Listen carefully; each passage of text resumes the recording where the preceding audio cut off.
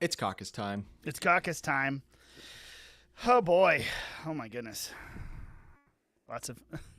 We're eagle watching today, right? We are eagle watching today. Yes, indeed, we are. Oh, boy. Hey, folks. Welcome back to Unauthorized Caucus. We had a good episode last week. A lot of things going on. But we realized in the midst of all of this, Ed Martin has started a new role at the Department of Justice. I think some of you know this, some of you don't. Everyone knows he's still there, it seems. But I don't think everyone kind of realized, because a couple weeks ago, I mean, 3 weeks ago, no, it's 3 weeks ago, we covered the fact that Ed Martin got derailed. Terrible Tillis. Oh, terrible Tillis. Listen, here's the deal. North Carolina, you've got work on your hands, okay? We need a primary Tom Tillis. I'm willing to say that. This is my individual opinion, not the opinion of my employer, the Phyllis Schlafly Eagles, or the pod. Well, that can be an official podcast position, I suppose, because we're not a 501c3. But I personally am not a 501c3, and I'm going to tell you Tom Tillis needs to go. But we talked about all of that drama, and then we didn't really circle back around and fill in the gaps of what was next, because they immediately moved Ed to a different position. But this is almost, don't smack the microphone, this is almost more exciting. Almost. And I wanted us to stop and talk about that today, because we got a few questions, and it's time to go eagle watching, Eagle Ed watching. Yep. Oh, I do love, by the way, because it was, I forget where that came from, the eagle part. Well, hold on, we can get into that. Mason, tell them where to go. Where's the housekeeping? Unauthorizedcaucus.com, that you can go over onto our Substack page, sign up for our email list, and you will get all of the goodies in your inbox. Every single one of them we will announce when we're going live, such as today. We will announce when the episode has been posted online, and you can go there and see the Rumble link as well as the other podcast links. And we will occasionally send you some other goodies, other information, tidbits, stuff that you really want to know about, the things you need to know, what you need to know, which is an Ed Martin coinage. And for those unaware, now that I've told you the wonderful places to go, well, before we get to that, make sure if you're listening on Apple or Spotify or any other podcast app that has stars on it, go ahead and take like 3 seconds to hit that 5 stars. It helps us a lot.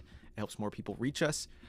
And so go ahead and do that. Unless you're driving, then pull over right now and do it. And if the police ask, say, hey, have you seen Unauthorized Caucus? And then they'll let you go for free. Not legal advice. Anyway, for those of you that are unaware, Ed Martin used to be the president of the Phyllis Schlafly Eagles. So if you're wondering why we're so interested in the things Ed Martin is doing, right, is because he is very near and dear to our hearts, because we've worked with him for a while. You longer than me, because you're much older than I am. Thank you for that. And I appreciate that. And now Ed has left the Eagle's nest. He was just a hatchling with the rest of us, but now he has grown his wings and flown to the Trump administration. And so that's the background on why we care so much about what Ed Martin is doing. And then for those of you that knew that but didn't know the next part, Ed was appointed to be the interim D.C. U.S. Attorney, right? The hopeful permanent D.C. U.S. Attorney. Unfortunately, the Senate scoundrels took a stand against that, and now Trump has found a new place for Ed to break things and fix things and do justice. Right. And that's, the background on this. I think that what was expected, it kind of floated out there. We heard somewhere in there in December or something that it sounded like the rumors started flying, and we were told also that Ed was going to be moving into the Office of Management and Budget or something like that with Russ Vought, and that was pretty exciting. Of course, well, that was officially announced. That wasn't just a. Oh yeah, you're right. Trump, it was. I'm trying to remember now. That out. He was going to be the chief of staff at That's OMB, right. And then we found out on Election Day that Ed Inauguration Day. On Inauguration Day. That Ed had a new job. He did, and that popped up that weekend. Because, long story short, Ed and Russ Vought had both worked together. They were on the Republican Platform Committee last year. So there was connection there. And, man, OMB is exciting. It's not flashy, but it's exciting because they kind of operate the background. But OMB touches everything. Like, their fingers are on all of the government budget. So if you want to put the real true blue believer conservatives somewhere to do some damage to bureaucracy, that's a good place. So I was excited about that. But the DOJ is just an even better, it's an even better fit. And U.S. Attorney turns out to be too powerful of a position for the swamp to trust it to a real Trump loyalist, as we saw. I marvel the fact that out of all the controversial picks, everyone in the swamp kicked and screamed about Bobby Kennedy Jr., Tulsi Gabbard, Pete Hegseth. And where did they really put their foot down? Ed Martin. That's the one they're like, nope, that's too far. Yep. No. And I thought, Ed, of all the people? Right. But it's not even that Ed's necessarily that controversial. It is apparently the position. That position is that powerful. So very cool. We wish, of course, Judge Jeanine Pirro, now U.S. Attorney Jeanine Pirro, USA Jeanine Pirro is filling that role in an interim capacity. We wish her all the best. Maybe she'll give as many ulcers to the swamp as Ed did in his 120 days. But moving over to main justice, as they call it, if you hear there's your internal lingo for the day. Moving over to main justice, Ed is now fulfilling a couple of different roles. He is officially the Assistant Deputy Attorney General. And Todd Blanche is Todd Blanche the main DAG, the main Deputy Attorney General? Because I know there's a hierarchy of them, but I think Todd Blanche is the primary Deputy Attorney General, at least that I hear. Yeah, there you go, 40th Deputy Attorney General. And there's a lot of fun stuff going on over there. I know that people want to complain right now about Pam Bondi not doing enough, or there's not enough, or the misstep with the Epstein files, and I think they all want to focus on the FBI as well for that. But for the sake of this discussion, we're just going to go a layer down. We're not looking at Pam Bondi. We're looking at the Deputy Attorney General's office or infrastructure, essentially, under Todd Blanche, who is, by all accounts that I know, is a pretty stellar guy. He comes out of Wall Street, actually. He's not a political creature per se, but he's been around Trump world for quite a while. He was in there, and we knew he was going into the Deputy Attorney General office. But Ed is underneath him in this structure, and is serving the roles as the. Did you already say this while I was fixing something? I didn't say his new roles. His new roles. I didn't think so. All of a sudden, my brain wondered. He's serving new roles as the pardon attorney, and he's running the Weaponization Working Group. Now, the Office of Pardon Attorney is actually something that's been there a long time. OPA, because, we have to have an acronym. It's the government. But OPA, Office of Pardon Attorney, has been there for some time. It actually is what assists the president in exercising executive clemency powers.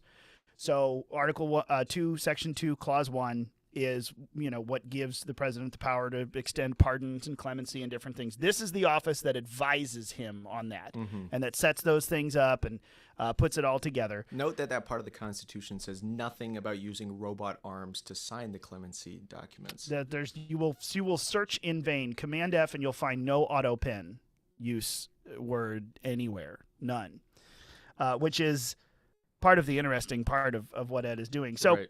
They conduct investigations, gather relevant records, they consult with the stakeholders, victims, prosecutors, and prepares the reports and recommendations for the Attorney General, who advises the president. And then the president has the sole authority to grant or deny these clemency things. So, that's the Office of Pardon Attorney. The other one is the Weaponization Working Group, which is not necessarily a permanent fixture of the Department of Justice. This kind of comes in and out. But what they want to do is fulfill what Trump said.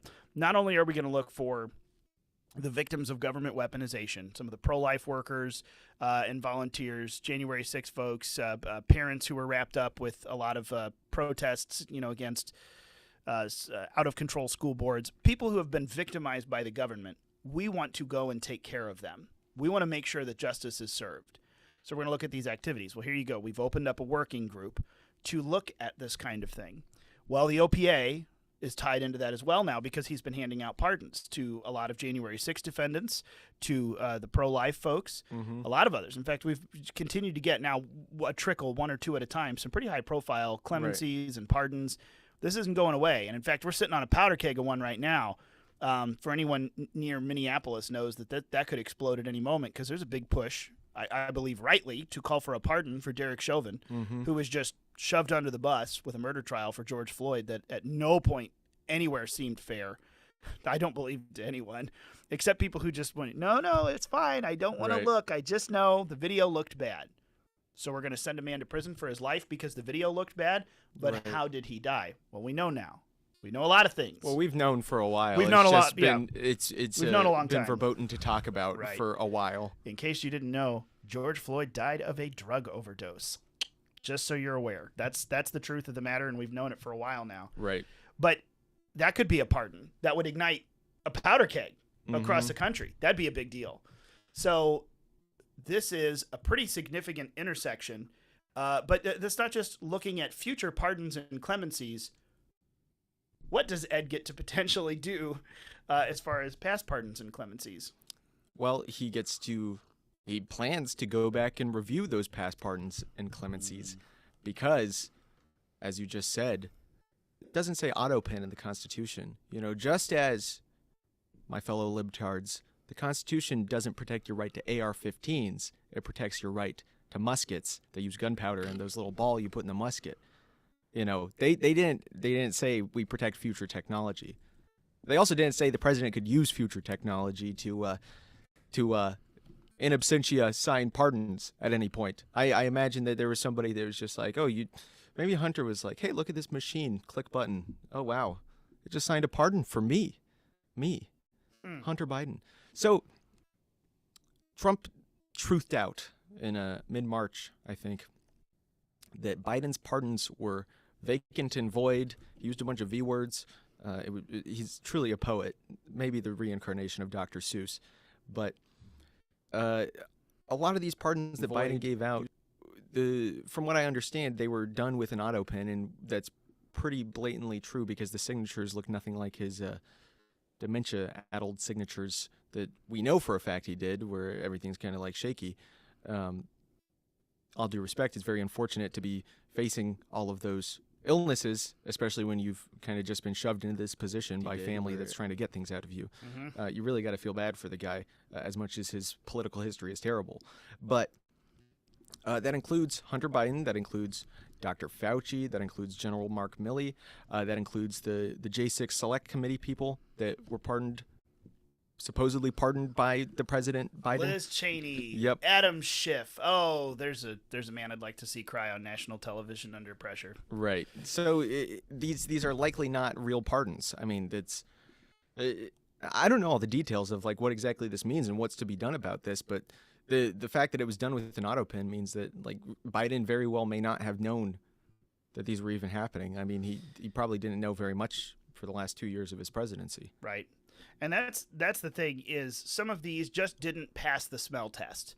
If a president wants to come in and in a very just good old-fashioned corrupt way, pardon friends and family and associates and like, oh, I know you were convicted, but I'm going to pardon you anyway. That's one thing. Mm-hmm. That's not what happened. For the first time ever, and I appreciated this is I'm a big listener over at the New American. I know they're taking a break, but I love listening to Paul Dragoo and Steve Bonta over at the New American podcast. And they, these preemptive pardons of dubious constitutionality. Mm-hmm. Like that's about the best way to put it. Is I don't know about that. Has anyone ever done this before? No. Is this legit? That doesn't look like it. That's pretty sketchy.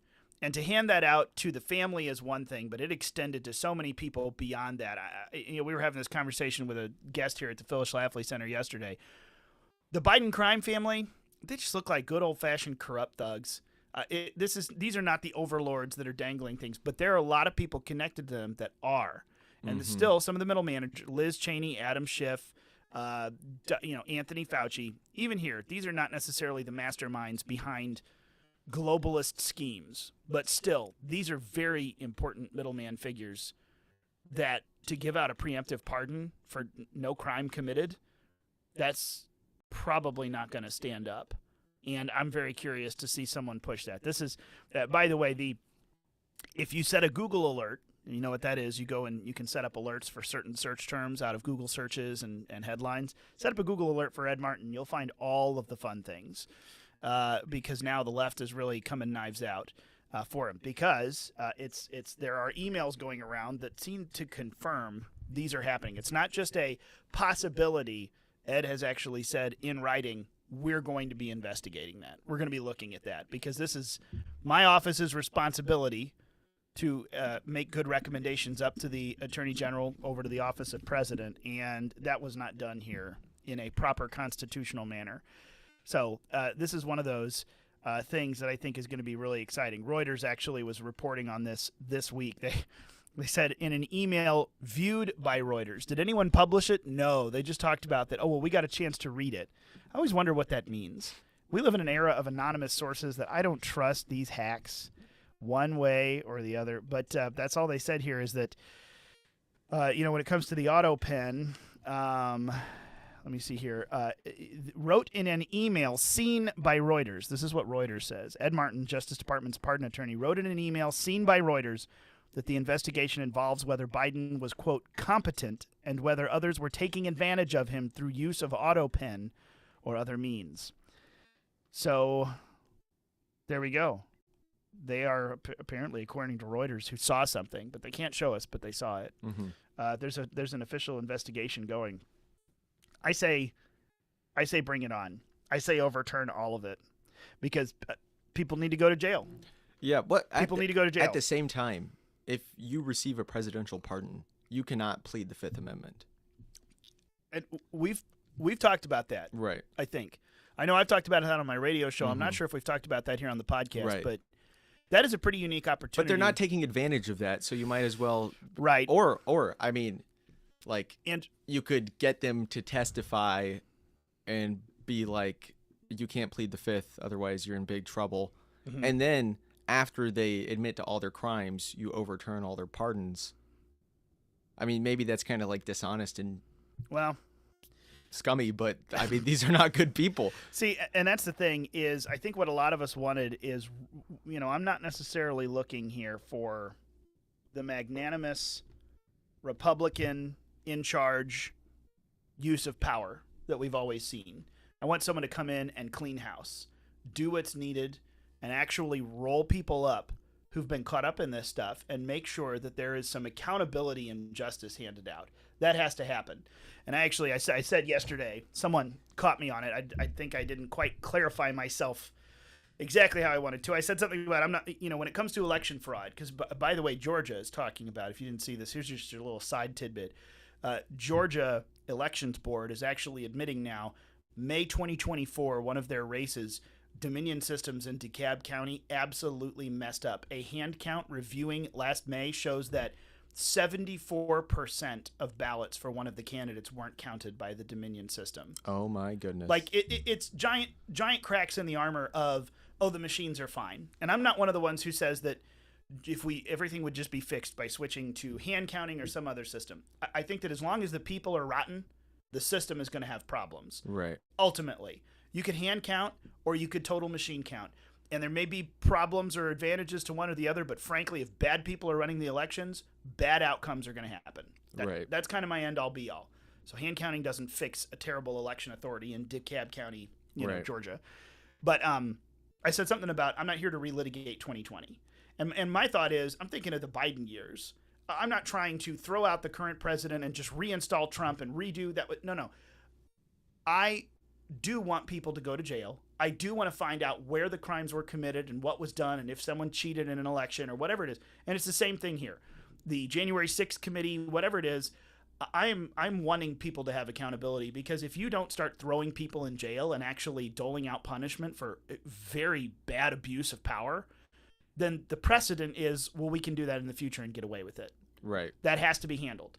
Now, am I here to drag Joe Biden through the mud when he's just obviously a kind of a cognitive decline, dementia-ridden old man? No, I'm not looking to do that. Mm-hmm. And also, I'm not looking to pin stuff on Hunter or Jill or anyone else that isn't theirs. If they're just good old-fashioned corrupt, fine.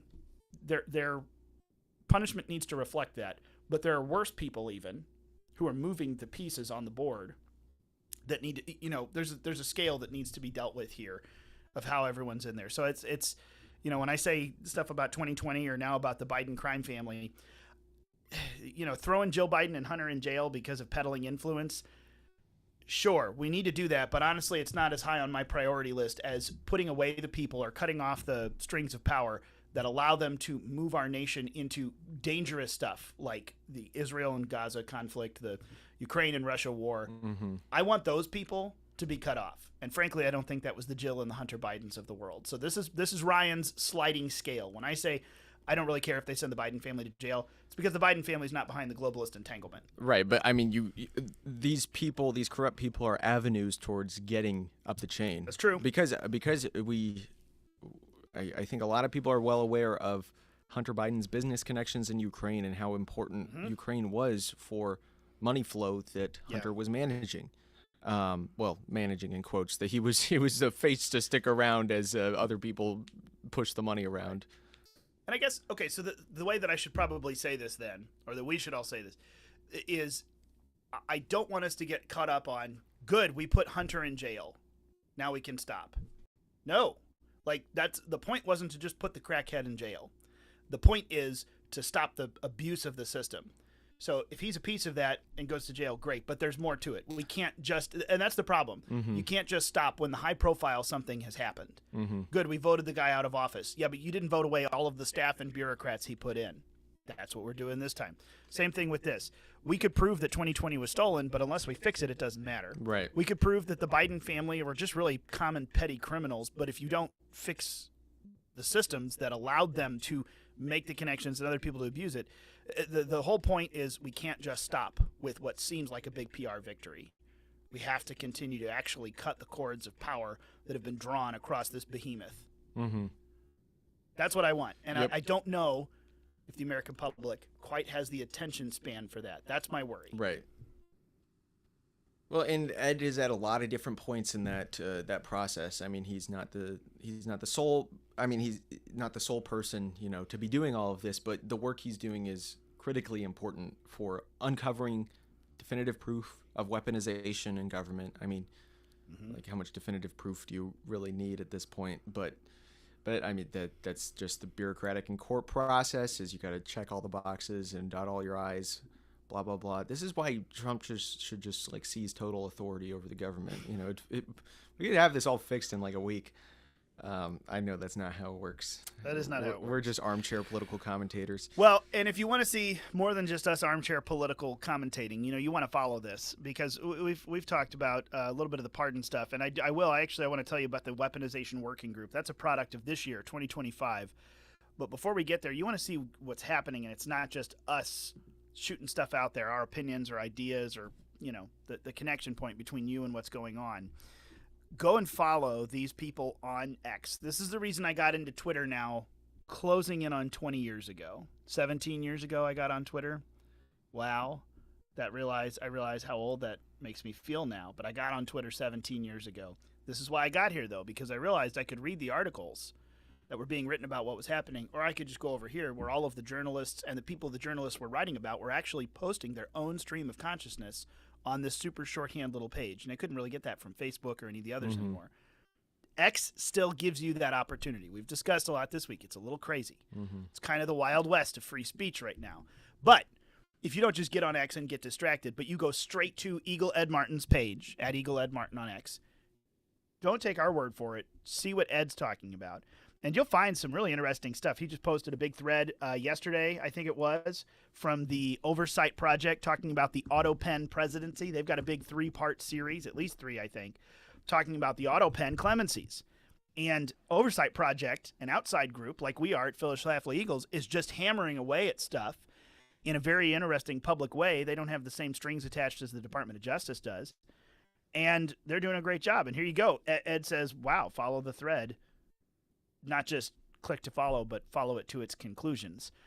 And this is the pardon attorney for the United States of America saying this. But same thing. He asks about Brady violations. Who's heard of a Brady violation? When a prosecutor hides evidence from a defendant, the worst kind of bullying, he says, and it's the opposite of American justice. Well, then he goes on a pretty significant thread about something they're looking at with Brady violations and asking the question, did the January 6th committee, the unselect committee, as he calls it, I love it. I've used that language for years now because I liked it. Liz Cheney, Nancy Pelosi, did they ask any questions about Brady disclosures? Did they ask about due process and prosecutors using power over defendants? No, they did not. Because why? Bullies don't protect. They hurt and they hide the truth. So you get a real window into your government officials' stream of consciousness. So this tells you on the pardon attorney side and the weaponization side, they're not just looking at what the Biden folks did. They're looking at what Congress has done. They're really starting to wrap up how has our department behaved badly that we can go back and undo, change, prosecute, give some relief to the victims. Because really the Department of Justice, I would argue, is probably the most corrupt thing of the Biden years. Alejandro Mayorkas probably gives Merrick Garland a run for his money as far as some of the worst pieces of the Biden regime between DHS and DOJ. But, wow. Can we pause and take a moment to be glad? You remember back in 2016 when Barack Obama nominated Merrick Garland to be the next Supreme Court justice to fill Scalia's seat? That was that guy. I was in high school. Okay. I had other concerns. We won't go into what those concerns were. But my grades, dude. Remember that. As simple as that. Has anyone asked you for your grades since then? No, but exactly. Nobody then was asking me, Merrick Garland, what are your thoughts? Well, I'll remind everyone real quick as we about to dive into another section on weaponization and a couple other things here. The last 4 years prior to now, you've got Attorney General Merrick Garland, arguably, I'd say, one of the most corrupt cabinet officials we have ever seen. He gives a run for his money back to the folks in the 60s, and that was a heyday, getting into the Johnson era. Can you tell what book I'm reading? Here's looking at you, Roger Stone. It's a good book. Against the case against LBJ. But Merrick Garland was the nominee in 2016 when Antonin Scalia died suddenly. Didn't die suddenly. He didn't kill himself. Or he didn't die naturally, I don't believe. And Jeffrey Epstein didn't kill himself. However, it's neither here nor there. When he died, that was who Barack Obama put up. And I will have to forever be grateful to Mitch McConnell for digging his feet in the Senate and saying, no, we're not going to do that. We will not. And then he gave a lame excuse. We're not going to pass. There's no precedent to push through a Supreme Court nominee in an election year. We give the next guy his choice. Well, it was a pretty thinly veiled excuse, but I'll take it because I didn't want Barack Obama to get another choice for the Supreme Court. Right. And I remember every once in a while, man, oh my goodness, Attorney General Merrick Garland was the most corrupt attorney. He was almost a Supreme Court justice. Holy cow, did we escape very mortal danger there. Yep. That was not just a bullet dodge. That was like a hypersonic missile dodge. Yeah. So just remember that, folks. You have at least that one thing to say thank you to Mitch McConnell for in the Senate leadership as well, the rest of them, because they said no. And good for them for that. Good for them. We have to be appreciative of that. But what they're looking into now is really exciting. By the way, let me before I do the weaponization side of this, before we talk about it for a second here, I want to make sure you know to support the great people that support this show. First and foremost, the building in which we sit, Phyllis Schlafly Eagles, our day job where we work, why we have a lot of these connections and a lot of what we're bringing to you. That's the whole point of this show, is to bring you the behind-the-scenes conversation that we always had that didn't always make it off into the official stuff. Go and look it up, phyllisschlafly.com. Sign up for their email list, our email list. Make sure you're on it there at phyllisschlafly.com. And if you want to donate and support the organization, that's our day job. That's what provides the bread and butter for a lot of this and continues the legacy of Phyllis Schlafly, defending the Constitution, fighting people who corrupt the Constitution, what we're talking about with Ed today. That's at phyllisschlafly.com. But down in the description, you'll find a couple other sponsors that help specifically keep this show alive and running. You got a big promo code Caucus30 at trexinc.com. That's a link down there. And also a lot of really cool pro-sovereignty swag over at Wide Awake Clothing. Both of those links are down in the description. And then phyllisschlafly.com. These are the places that keep the lights on around here, figuratively and literally. So go and support the people who make sure to support this program. We like them. I know you'll like them a lot, too. And we're not just saying that because they write our paychecks. I mean, we actually do love this place. So true.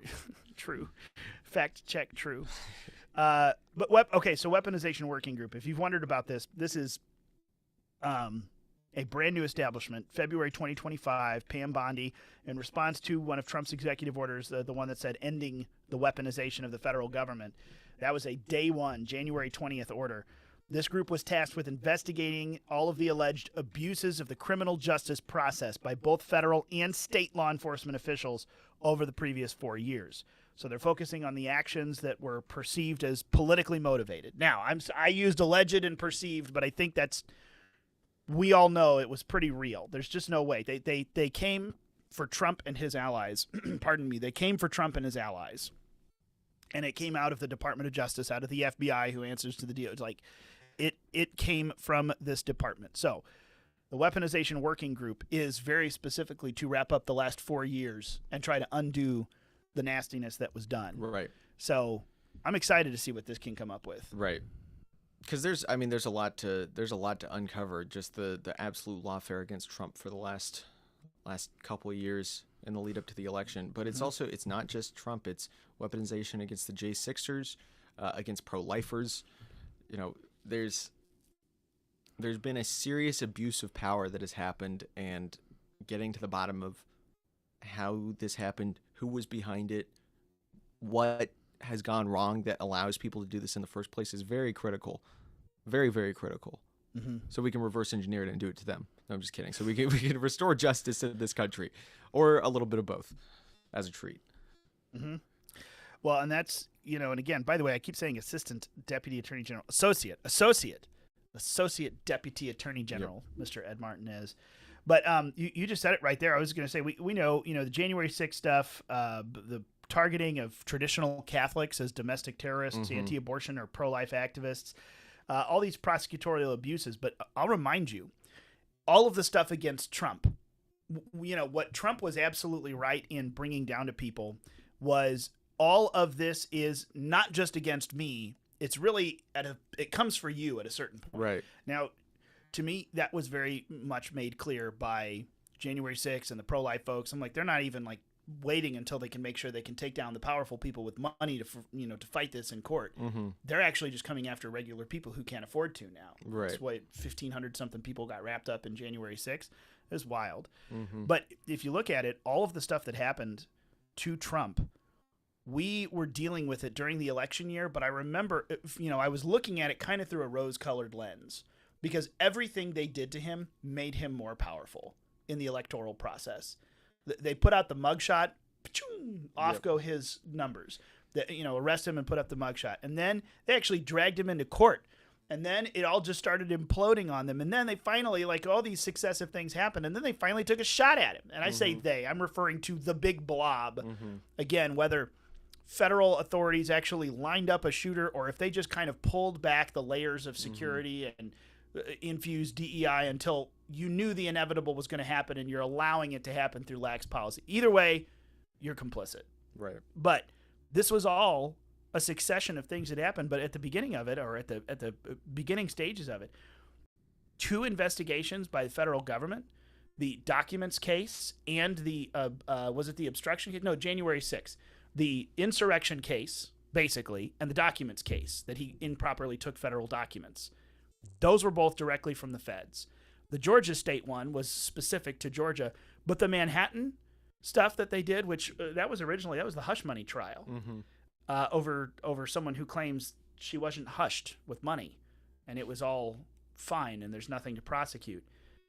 That one, even though it was the state of New York, that one actually had, I forget who was the name of the guy who worked alongside Alvin Bragg. You remember this? He went from the Department of Justice to the Manhattan DA's office, a move that you don't typically see in careers of famous people, right, stepping downward. And hold on, let me pull this up. He had a job to do. He did. Well, and that's the thing. He had a job to do. So you go back to, Alvin Bragg and New York Attorney General Letitia James. They pursued criminal and civil cases against Trump, but they had folks coming down from the federal level. So it was at a certain point all of the threads tied back to the Department of Justice. Mm-hmm. And when you stop and put it again, I had the rose-colored glasses of this makes him more politically powerful this year. Looking back though, and just thinking black and white about that, oh my gosh, a president of the United States, essentially, or someone who worked for him, the federal government, used the full weight and force of the federal prosecution power to try to stop a political opponent. Right. This can't be allowed. This is one of the worst perversions of justice we've ever seen. You can go back to the Magna Carta, and I don't think you're going to find a whole lot worse than this. And we know that Biden was not in control, which makes it even more terrifying that there's just these people, because this was all coming from the top down, so there's these people acting completely autonomously within the government with pretty much no oversight that were just pulling the strings behind him. And do you really think that was going to stop under Kamala Harris? Do you really think she was going to be the one? You think they were just going to let her take the reins and make the decisions? No, it was going to be all the same people. Some of these, and we've named some of them already, that we're just going to keep trying to protect their power. Because that's all they want to do. They just want to shore up their power. They want to continue all their rackets. They've got a lot of rackets going on. Lots of people are making a lot of money. And yeah, and that's really what it's about. And it was never even just like one person. At no point has this just been like one person. There's no one bad guy. There's a lot of them, and it's just this like monster that has taken a hold of the government, and it needs to be shut down definitively and forever. Yeah. Otherwise, they're just going to do the same thing again if next time they win an election. And by the way, that was Matthew Colangelo. I was thinking, I was thinking Michael or Matthew. I couldn't remember, and then I couldn't remember the last name. Matthew Colangelo was he served as the acting associate attorney general and later as the principal deputy associate attorney general during the Biden administration before he joined the Manhattan District Attorney's Office as a lead prosecutor in December of 2022. Very strange. That raised a lot of concerns with House Judiciary. Jim Jordan brought up, a lot of people did and said, wait a minute, that's not a typical career move. And also the timing of it all, as Alvin Bragg, who basically said, elect me to get Trump. So did Letitia James, the attorney general there in New York. He got elected. He then proceeded to start mounting the case against Trump. And suddenly a very high, a senior-level Department of Justice official comes down to work for the Manhattan District Attorney's Office. I mean, there may not be quote-unquote substantiated proof, like some sort of smoking gun, but this is not exactly some far-fetched political narrative. That's one of those, I don't believe the coincidence. Not a chance. So, yeah, from every point on, you really tie everything back to the Department of Justice. It's really pretty incredible, which is why looking at these investigations and prosecutions, the constitutionality of special prosecutors or special counsels altogether, I know, has continued to be in, all the way back to Robert Mueller in the first Trump administration. This is the time for, I hope, a weaponization working group to just dig into all of these things and decide what we do or don't do moving forward. Now, the question is accountability. How does that, what do we do to actually put that in rock solid? That's a good question. Maybe we can get Ed on, and as they're starting to roll through stuff, Ed can actually come on and talk to us about how to lock that in, because I know this is the big fight everyone's having over some of the stuff that's happening now. Congress needs to codify all of the executive orders. I look at it and say, well, Congress can't do much of anything, but also, does it even matter? Does the left obey the law anymore, or do they just do whatever they want? So we might as well fire and jail them all. Otherwise, they're going to do anything no matter what the executive branch or the legislative branch say. I don't know. Part of me is left to wonder if that even matters that much. Or the only thing that they'll understand is the force of being removed from positions. Like I said, fire everyone, destroy the buildings, burn the buildings down so they can't just rehire and staff the Department of Education or whatever. And then after you've fired everyone and burned the buildings, throw a few people in jail, as an example. Really, like not just anyone, but the people who've done something wrong. Otherwise, I don't know if there is a future accountability that holds the line on this. You can't just like put a system in place and just like trust it. Like, okay, everybody follow this now. Like, no, that's obviously not going to work, because we purportedly have a rule of law in this country. We have standards. We have the way things are supposed to work. And the left has repeatedly not followed that and is still not following that, as there's these political judges that are trying to check the president on his executive authority. Like, what is going on here? And that's within the confines of what should just be a rule of law and like standards of government. Like, that's not being followed at all. We're not playing the same game that we used to anymore. They haven't been playing for a while, and we were pretending that they were. And they were like, oh, this is biased. That's against the rules. Stop it. That's against the rules. And they didn't care because they were winning. So it's not about, just like following all the steps of like, oh, we got to pass it through Congress. We got to codify this because some judge will shoot it down, and then it's going to be a 10 million page bill with a bunch of amendments in it that actually has all these loopholes, blah, blah, blah, blah, blah. That's like the only way it's going to get through Congress, But that's not real politics. Like, real political power is rewarding your friends and defeating your enemies. And we need to defeat our enemies. Like that is actual political victory. That is the political process in the true sense, historically speaking. So now let me ask you just on that. Let me ask you your opinion on something, because we've used the term a lot. Trump loyalists, installing loyalists in different positions.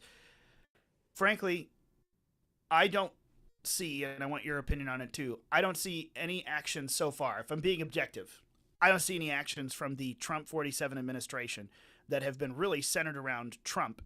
It has all been centered around the America First agenda. Mm-hmm. So the hiring and firing of people, the mean tweets or truths that come from him, the movements of people like Mike Waltz getting ousted from the National Security Advisor position, put over at the nominee position for the United Nations ambassador. All of these things don't really seem to be about Trump and his ego or personality. If I'm being very objective, they all seem to line up with the America First principle. No, you're moving off in a direction that we don't want to go, so we're going to change you out. Mm-hmm. Or we are going to reward you because you're on board with the agenda. I don't see any of it that points to Trump. And right. He has a propensity to be able to do that. Man, when he's got a grudge, he's got a grudge. I haven't seen a lot of that this time around. Right. He still has the same bravado we're used to, but I feel like that has kind of gone away, and we really have seen laser focus on the mission, which I don't always, we could talk even about Congress and Elon and the one big beautiful bill and everything that's happened this week. But I see really a very dogged adherence to the America First agenda. And if you're on board with that, we love you. If you're off board with that or you move out, you're gone. Right. And some of the Trumpisms of even the first term are just not there. Right. I think it's exciting. I think it's very encouraging, and I hope it's a good thing. I don't know. Do you feel the same thing from what you're looking at? Yeah, well, I mean, the America First agenda is Trump's agenda, and it has been, and that's what it is. So, like it's good to be loyal to Trump.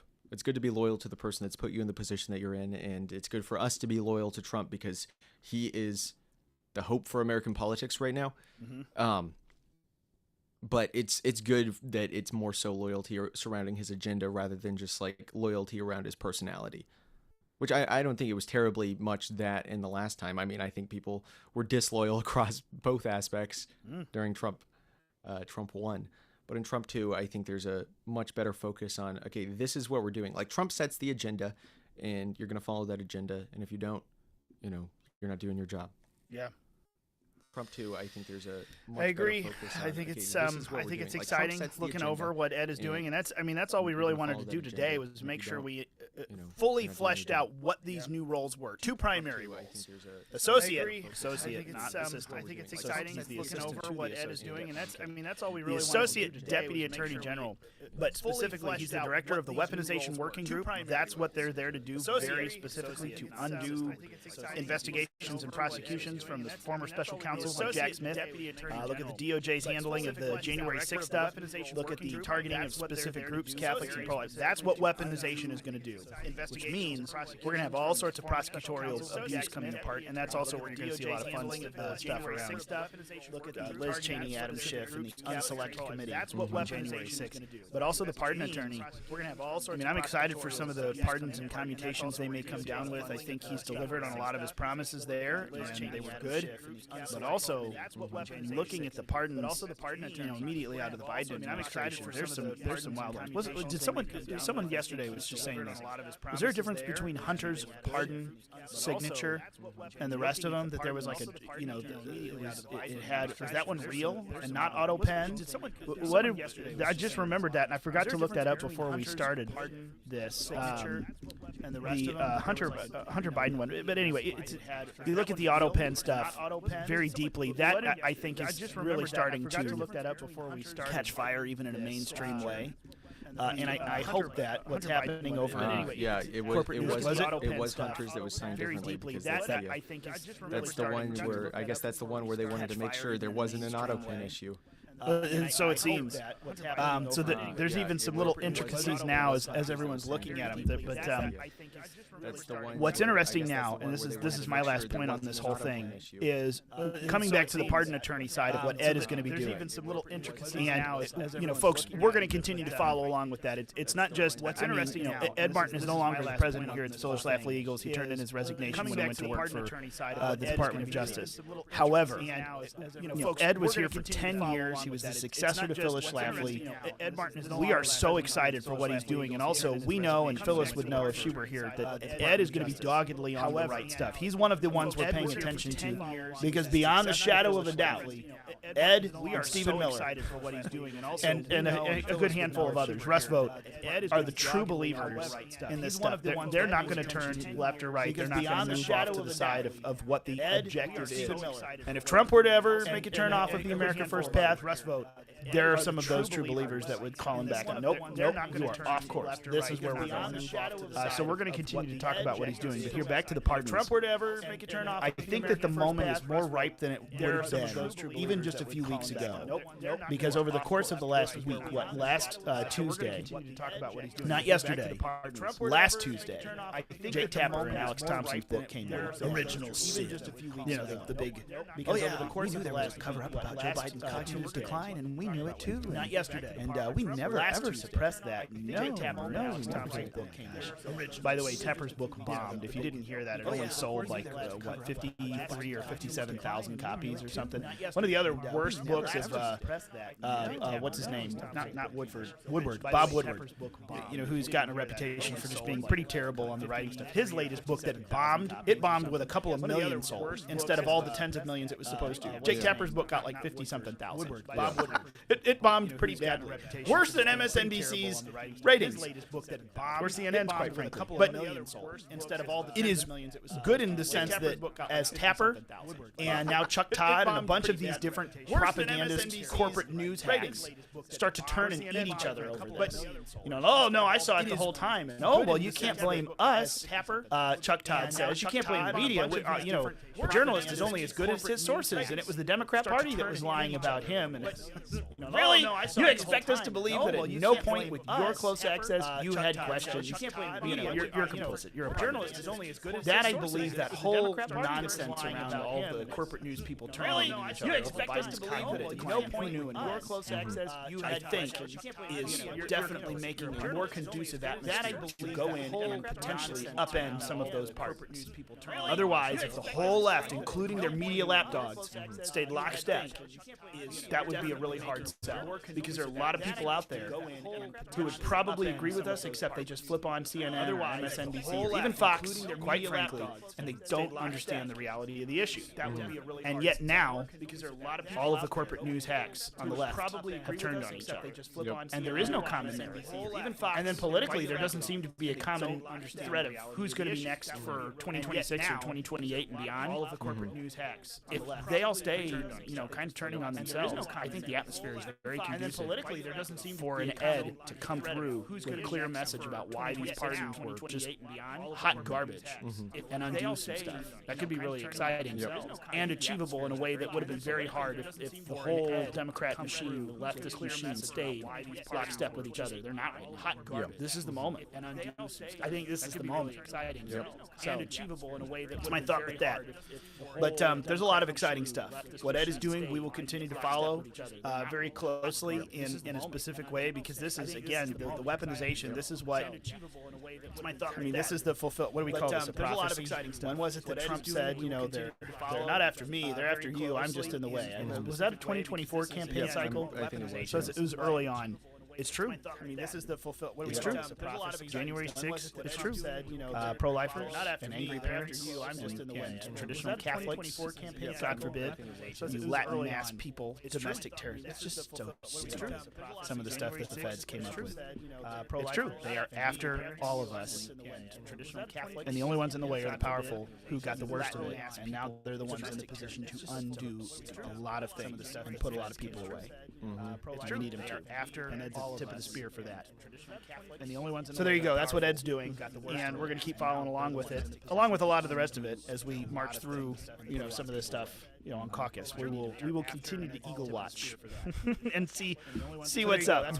We'll continue to eagle watch. I can't believe I just did that. Along with a lot of the rest. If you're listening on the podcast, by the way, we've got our fake little binoculars up. Caucus. We will keep looking around.